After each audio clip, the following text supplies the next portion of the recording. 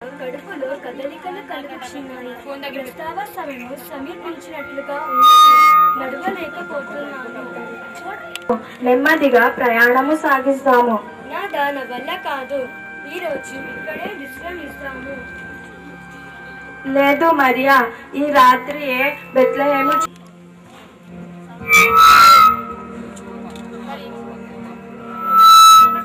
మరి ఐదుగురు కూడా నడుస్తున్నప్పుడు ప్రతి ఒక్క ఇంటికి వెళ్ళి తనకు స్థలం ఉన్నదని అడుగుతున్నాడు. మరి యొక్క సమయాన్ని యొక్క సన్నివేశాన్ని మనం అందరం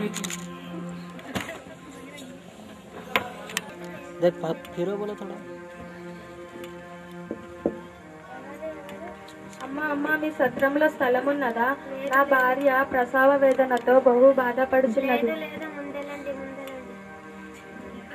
అమ్మ మీ సత్రంలో స్థలం ఉన్నదా? నా భార్య ప్రసవ వేదనతో బహు బాధపడుచున్నది. కానీ మా సత్రంలో స్థలం లేదు, కానీ పశువుల దొడ్డిలో స్థలం ఉన్నది. మీకు ఇష్టమైతే అక్కడ ఉండవచ్చును.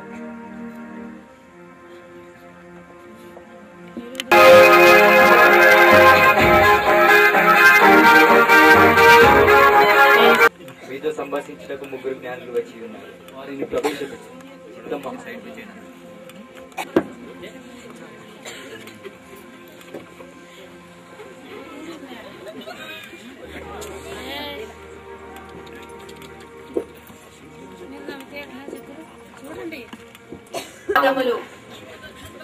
మేము తూర్పు దేశాల నుండి వచ్చిన ఖగోళ శాస్త్రజ్ఞానులు.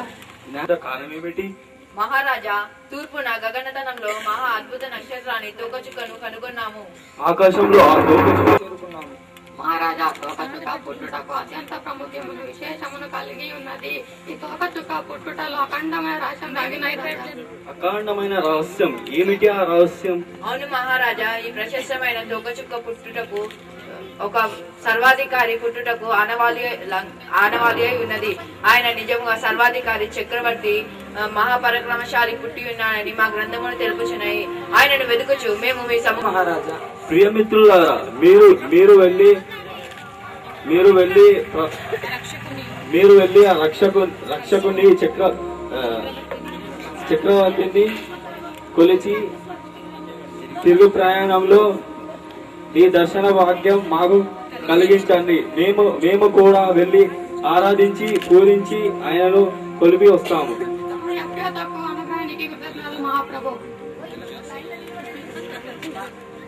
మేము మహారాజా సెలవు ఇప్పించండి, వెళ్ళిరండి.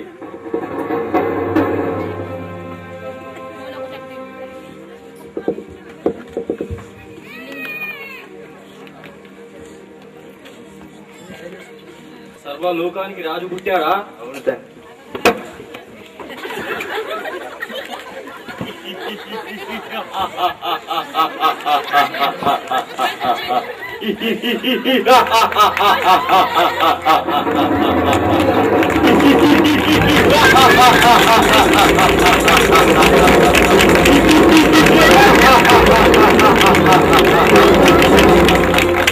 నేను ఉన్న మనోత రాజా సంభవం. రాజు కనుకాకుండా యూదులకు ఇంకొక రాజు పుట్టాడని చెప్పి ఎప్పుడైతే తెలుసుకుంటాడు జ్ఞానం.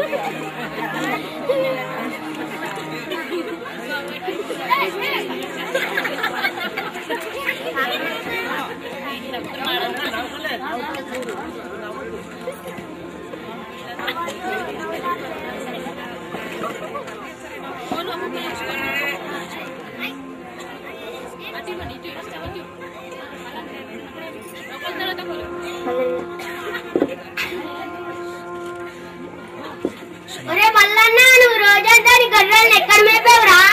ఎక్కడో ఒక చోట మేపానురా. ఒరే బీరన్న, ఈ శీతాకాలం చలి బాగా చంపేస్తుందిరా. చలిమంట వేయటానికి మరి గట్టని తీసుకొద్దాం బారా. ఆకాశంలో చుక్కలు చూడు, ఎప్పటికంటే ఈరోజు బాగా వెళ్తేస్తుంది.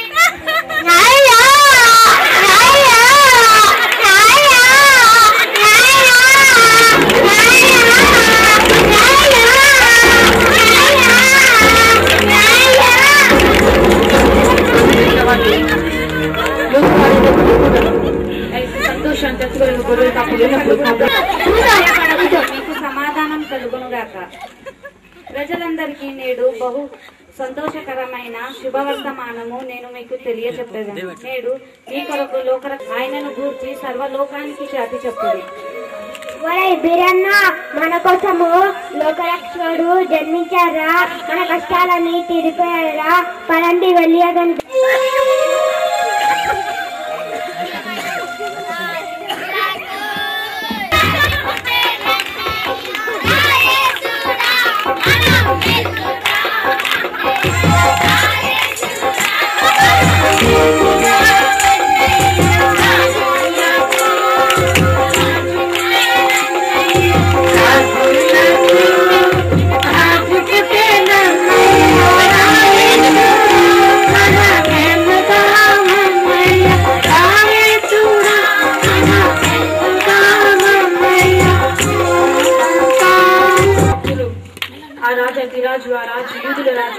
యూదుల రాజును చూడటానికి కలవటానికి కొలవటానికి వెళ్తాడు. మరి ఆ యొక్క సన్నివేశాన్ని మొదలు కలిసి వీక్షిద్దాం.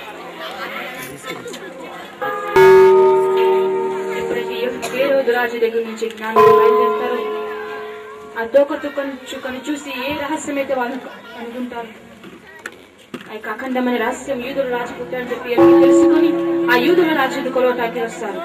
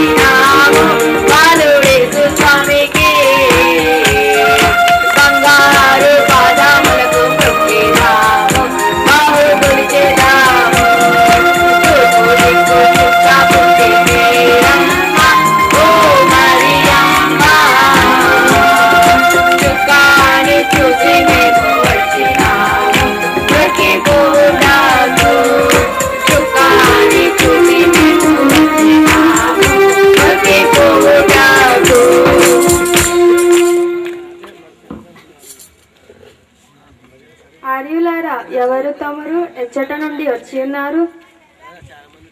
ఆర్య, మేము తూర్పు దేశం నుండి వచ్చుచున్నాము. గగన వీధిలో అద్భుతమైన మహా తోకచుక్కను కనుగొన్నాము. ఆయన వెతుకుచు మేము ఇక్కడికి వచ్చాము. కారణ జన్మ దైవతైన యేసుక్రీస్తు ప్రభు కన్నులారని దివ్య రూపాన్ని చూసి మేము వచ్చినాము. ఈ దర్శన భాగము మాకు కలిగించి మా జన్మను తరలింపజేశాము.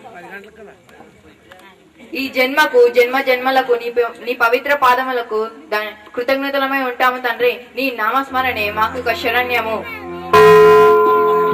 జ్ఞానులు తెలుసుకుని చుక్కను చూసి పరిశీలించి యూదులకు రాజు, రాజులకు రాజు, ఆ రక్షకుడు పుట్టినాడని చెప్పి తెలుసుకుని ఆ రాజుని పూజించి కొలవటానికి ఆరాధించడానికి వచ్చి వాళ్ళ దగ్గర నుంచి బంగారు, సాంబ్రాణి, పూలమైనటువంటి కానుకలను పెట్టి యేసుక్రీస్తుకు మొక్కుతారు. మరి ఎప్పుడైతే వాళ్ళు మొక్కుతారో, ఏ విధంగా అయితే గొర్రెల కాపరులు దేవదూతల దగ్గర నుంచి సందేశము తెలుసుకొని ప్రయాణిస్తూ ఉంటారు, వారు కూడా ఆ గొర్రెలు కూడా ప్రయాణిస్తూ బాలుడనే యేసుక్రీస్తు జన్మించినటువంటి స్థలానికి వస్తారు.